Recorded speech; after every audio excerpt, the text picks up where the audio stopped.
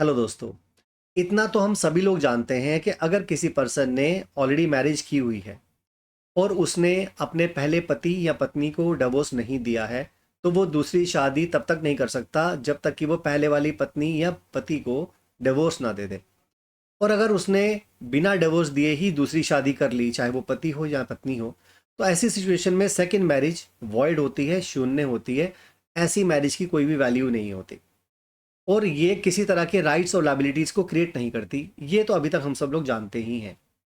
लेकिन अगर मैं आपसे ये कहूँ कि मान लीजिए एक वाइफ है और उसने अपने हस्बैंड को डिवोर्स नहीं दिया, कोर्ट से कोई भी डिवोर्स नहीं लिया, और सिंपली उसने एक मेमोरेंडम ऑफ अंडरस्टैंडिंग में ये लिख दिया कि अब हम लोग अलग अलग रहेंगे, तुम अलग रहोगे, मैं अलग रहूंगी, और मैं तुमसे कोई मेंटेनेंस नहीं ले रही हूँ।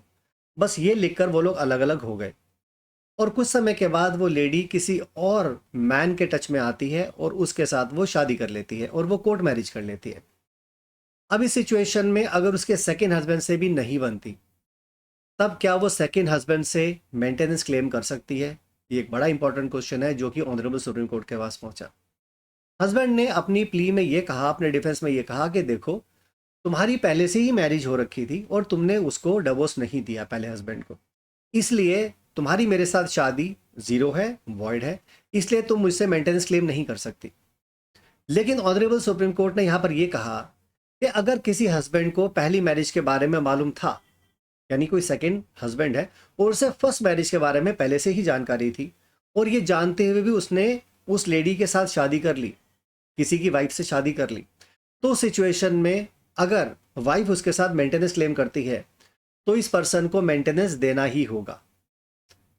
जजमेंट का नाम मैं डिस्क्रिप्शन में मेंशन कर दूंगा, सो वहां से आप उसका लिंक देख सकते हैं और कंप्लीट जजमेंट को भी देख सकते हैं।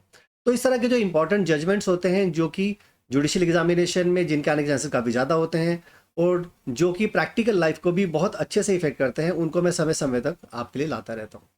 सो अगर आप इसी तरह के वीडियोज़ को देखना चाहते हैं तो मेरे चैनल को सब्सक्राइब कीजिए और मुझे लाइक एंड शेयर और फॉलो करना ना भूलें। Thank you.